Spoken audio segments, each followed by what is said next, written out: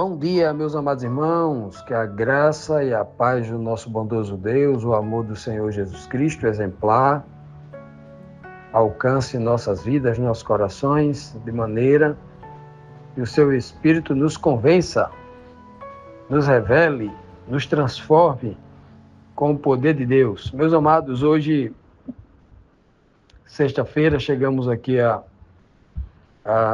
o último dia da nossa lição semanal, do nosso estudo diário da Bíblia, a lição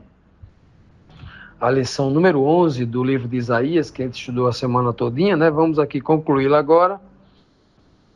Só relembrando que ontem, na quinta-feira, nós estudamos aqui as perguntas 9 e 10, quando Isaías, usando uma tipologia, uma linguagem simbólica, do capítulo 14, verso 15, falando ali, usando ali o rei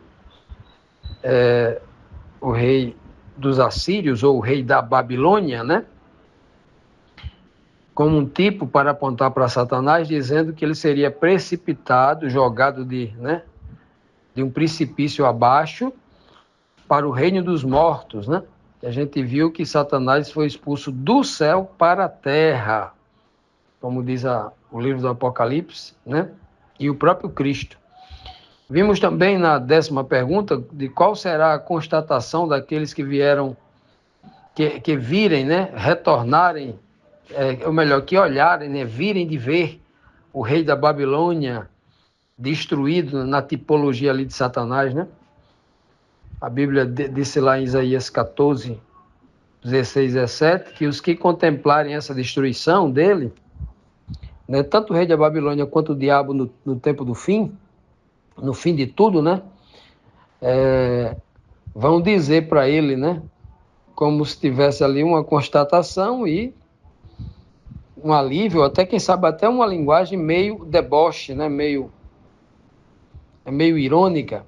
Este é o homem que fazia estremecer a terra e tremer os reinos?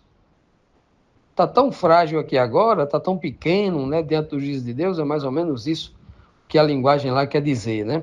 Era esse o homem que punha o mundo como um deserto e assolava as suas cidades, e que aos seus cativos não deixavam ir para casa ou retornar para casa. Foi esses os versos que nós lemos ontem, né? E meditamos hoje. A 11ª pergunta nos traz aqui o seguinte questionamento: que desonra é lançada sobre o rei da Babilônia e por que isso deve ocorrer? E por que isso ocorrerá? Qual é o significado tipológico disso? Na verdade, isso já ocorreu, né? Com o rei da Babilônia. Ele, né, teve a sua desonra, mas a desonra dele, na verdade, ele nem o rei Nabucodonosor não, né? Porque ele morreu ainda sendo o rei da Babilônia. A única desonra dele foi que ele caiu por terra como um animal, né? Mas será que isso aqui se aplica a ele ou ao diabo? Vamos ver aqui. Todos os reis das nações, sim, todos eles. Ele dá uma ênfase, ó. Todos os reis, sim, todos. E olha que todos é todos, não é só o rei do tempo de Nabucodonosor. Olha como ele diz aqui, ó. Todos os reis das nações, sim, todos eles jazem com honra, cada um no seu túmulo. Veja que nesse momento todos estão mortos. Né? E nos dias de rei Nabucodonosor aqui, o rei da Assíria, o grande tipologia Nabucodonosor, todos os reis não estavam mortos. Né? Aí diz assim: mas tu és lançado fora da tua sepultura como um renovo bastardo, coberto de mortos, traspassados à espada, cujo cadáver desce à cova e é pisado de pedras. Com eles não te reunirás na sepultura, porque destruíste a tua terra e mataste o teu povo. A descendência dos malignos jamais será nomeada. Veja só que linguagem profunda aqui, que mesmo que com o máximo de esforço, de conhecimento filosófico e histórico, não seria impossível enquadrar o rei da Assíria, Nabucodonosor, aqui, nesse quadro. Seria praticamente impossível, né? Porque a linguagem aqui, ela se coaduna, ela se harmoniza com muito mais força, com muito mais harmonia, com a descrição do diabo, né? Que vai permanecer vivo e preso durante 1000 anos, enquanto todos os ímpios estarão mortos. Ele não descerá à sepultura, como diz aqui, com aqueles que ele enganou, né? Que foram, entre aspas, mortos traspassados à espada. Veja que linguagem.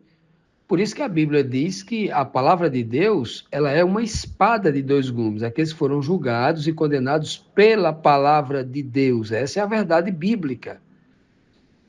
Por ocasião do retorno de Cristo, quando os ímpios, ao enxergá-lo, a sua glória, morrerão, né? Fulminados por sua glória, a glória de Deus resplandecida em Cristo, neste momento eles serão traspassados, serão julgados e traspassados por essa espada, a espada da palavra, né? Olha só, cujo cadáver desce a cova e é pisado por pedra. Quem?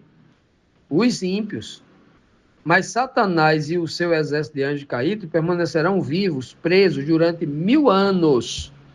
Apocalipse 20 é muito claro, né? Um anjo do céu desce com uma grande cadeia e prende Satanás por 1000 anos, né? Por isso que a Bíblia diz, com eles não te reunirás na sepultura, naquele momento, né? Por quê? Porque você destruiu a terra e matou o teu povo, ou seja, o povo foi morto, mas ele permanecerá vivo para sofrer as consequências de uma prisão por 1000 anos. E logo depois, claro, a linguagem vai continuar aqui, e depois é que ele vai ter o fim dele, né? A descendência, diz bem claro, a descendência dos malignos jamais será nomeada. Ou seja, por que a descendência dos malignos jamais será nomeada? Escrever o nome. O Apocalipse é muito claro, ele diz que os salvos, só serão salvos aqueles que terão seus nomes escritos no livro da vida. Escrito por quê? A Bíblia diz que até Jesus Cristo, quando subiu ao céu, recebeu do Pai um novo nome. Um nome que é sobre todo nome, lá. E ele diz também, ele promete que a todo e qualquer vencedor, ele daria uma pedra branca com um novo nome, ele será nomeado. Então, quem não é nomeado aqui? Todos os ímpios mortos. Não tem descendência, não fica vivo, como é que vai ter descendência se está morto? Né? Então, claramente, aqui é uma linguagem bem apropriada para essa descrição profética que acontece imediatamente após o retorno de Cristo em glória para, por fim, ao reino de pecado, o reino de Satanás, né? Salvar os santos para o reino de Deus. Continuando, meus amados, aqui a última pergunta, a 12ª pergunta da nossa lição, que diz aqui assim: o que acontecerá com os descendentes de Babilônia e toda a Babilônia em si? Isso é uma aplicação literal ou é uma aplicação tipológica? A gente vai ler o texto literal ou vai entender que isso aqui é uma linguagem simbólica? Vamos ver. Aqui, Isaías, capítulo 14, do versículo 21 até o 23, diz assim: preparai a matança para os filhos, por causa da maldade dos seus pais. A ênfase aqui principal aqui é a descendência, né? Para que não haja descendência, né? Porque os pais já são mortos, né? Mas os filhos significa dizer que não haverá descendência, falando de uma morte eterna, claro, né? Para que não se levantem e possuam a terra e encham o mundo de cidades. Levantar-me-ei contra eles, diz o Senhor dos Exércitos. Exterminarei de Babilônia o nome e os seus sobreviventes. O nome de Babilônia e os seus sobreviventes. E os sobreviventes de quem? De Babilônia. Os descendentes, né, e a sua posteridade, ou seja, Babilônia não terá mais futuro, nem a cidade, nem os que nela habitam, diz o Senhor. Reduzi-la-ei a possessão de ouriços e as lagoas de águas, varrê-la-ei com a vassoura da destruição, diz o Senhor dos Exércitos. Então, nós vemos aqui, claramente, que o Senhor está usando aqui a Babilônia como uma tipologia, mostrando não só aquela Babilônia que foi destruída, né,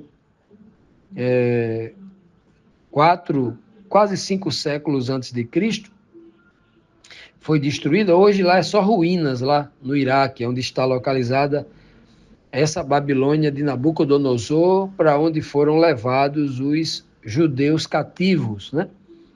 Ela é apenas ruínas hoje. Mas, no livro do Apocalipse, se nós lermos lá o Apocalipse 18 inteiro, 17, 18, né? A gente vai ver ali uma Babilônia que se refere ao último estágio religioso da Terra. A Babilônia é a igreja que se diz igreja de Deus nos últimos dias, a maioria, né? É um poder dominador, né? Não é à toa que o cristianismo hoje no planeta é a maior religião do planeta, né? À frente do islamismo, do hinduísmo, do budismo, né? Está à frente de todos. Dizem que antes de 2050 o islamismo ultrapassa o cristianismo, mas até agora não, né? O cristianismo não sei se 2,7 bilhões de habitantes do planeta, quase um terço da população, né? Na verdade, um terço, né, da população é cristã, quase um terço da população é cristã do planeta. Então, a maioria é um poder religioso muito forte, que a própria profecia do Apocalipse apresenta uma apostasia no tempo do fim. Ela chegaria neste tempo agora em apostasia, descrita por uma mulher vestida de vermelho no capítulo 17. Ela é chamada de a Grande Babilônia no final do capítulo 17. Essa mulher prostituta, símbolo de uma igreja envolta em pecado. Ela está vestida de púrpura escarlate. A Bíblia diz que escarlate é pecado, lá em Isaías 1,18, né? Já deixou claro. E aí, esta mulher terrível, chamada de Babilônia, no capítulo 18, ela é julgada e destruída. Ela é completamente destruída. Deixa bem claro que ela não só é descrito aí, né, que ela tinha muitas delícias, ela conquistava, ela seduzia os povos da terra com as suas delícias, né, com o seu vinho, que é o vinho na Bíblia é um tipo do sangue de Cristo, da nova aliança, só que o vinho dela, ao invés de trazer liberdade, despertamento, o vinho dela embriaga, leva o povo à sedução, né? É diferente, ou seja, por que é vinho? Por que o Senhor está usando o termo vinho? Porque trata-se da igreja. Ela usa a palavra de Deus, mas no sentido errado, no sentido de distorcer a palavra de Deus, distorcer o sentido da verdade em mentira. Ela distorce tudo, né? Então, muita gente pensa que a Babilônia é o mundo. Não, Babilônia é a igreja. Babilônia é o que a professa igreja de Cristo se tornou. Tem muita gente achando, não, é o cara sem fé, é o cara sem igreja, é o ateu que é Babilônia. Mentira, Babilônia é a igreja. Lembre-se que no capítulo 12 de Apocalipse, a igreja santa, pura e imaculada, vestida de branco, que gerou Jesus Cristo, que deu à luz ao filho que o dragão queria comer, esse filho que Deus tomou para si, levou para o céu, colocou à sua direita. Esta mulher de branco, ela foge para o deserto, é perseguida pelo dragão. E essa mulher, lá no deserto, é vista no capítulo 17, já prostituída de vermelha, sentada na besta. A besta, ela se aliou à besta, agora está comandando a besta. Ela voltou muito forte, agora comandando, seduzindo os reis da terra, comandando tudo. Então, tem um monte de filhas. Diz que ela, no capítulo 17, ela é uma prostituta mãe, a mãe das meretrizes. Ela tem várias filhas prostitutas. Existe uma mãe, uma igreja cabeça, que manda em tudo, e as outras filhas que saíram dela. Todas as outras igrejas saíram dela, né? E aí essas filhas fazem o mesmo papel da mãe, seduzindo as nações, tendo as mesmas doutrinas, doutrinas misteriosas, que saiu da cabeça da mãe, está lá na testa dela mistério, né? E aí vejam só que coisa terrível. Essa Babilônia, aquela Babilônia que foi destruída, assim, não teve mais descendente, aqui de Isaías, também acontecerá com essa Babilônia, a última, aquela que Cristo vai retornar e vem julgar este povo que disse que era seu povo, mas não deu o testemunho, negou a palavra de Deus, assim como Satanás, que um dia teve ao lado de Deus, negou e será consumido. Então a palavra de Deus, ela sempre está falando para o seu povo. Errado, desonesto intelectualmente, teologicamente, ignorante teologicamente, são os pastores que, ao lerem essas questões bíblicas, têm aplicado esses versos ao mundo. As pessoas que não professam a fé, que não pertencem a uma agremiação religiosa, que não fica falando que tem uma igreja, uma placa de igreja, tal, né? Que não se reúne como congregação, etc. Mentira. O texto está falando aqui de igreja. Agora, porque isso incomoda as igrejas, ele não fala, mas é uma verdade. São as igrejas. Babilônia, o Senhor Jesus ali é muito claro. Paulo também é muito claro na carta aos Tessalonicenses. Ele vai dizer que era impossível que Cristo voltasse à Terra sem que antes viesse a apostasia. O que é apostasia? Apostasia só acontece dentro da igreja que tem a palavra de Deus, que diz que tem a verdade. Apostasia não acontece no mundano, ele já é apostasia. Apostasia é alguém que está na luz e foi para as trevas. Uma igreja que era a igreja de Deus e abandonou e foi para o mundo. Foi para a desobediência, né? Então, esse texto aqui de Isaías, falando da antiga Babilônia, é um tipo perfeito do que acontecerá com a Babilônia, entre aspas, mística, né? Com essa última Babilônia, com esse sistema religioso falido, confuso, cheio de falsas doutrinas, cheio de homens sendo seduzidos pelo dinheiro, pelo poder, pela fama, e a igreja é caída, só pensa em dinheiro, não pensa em Jesus Cristo, né? Não tem amor ao próximo, não tem obediência a Deus.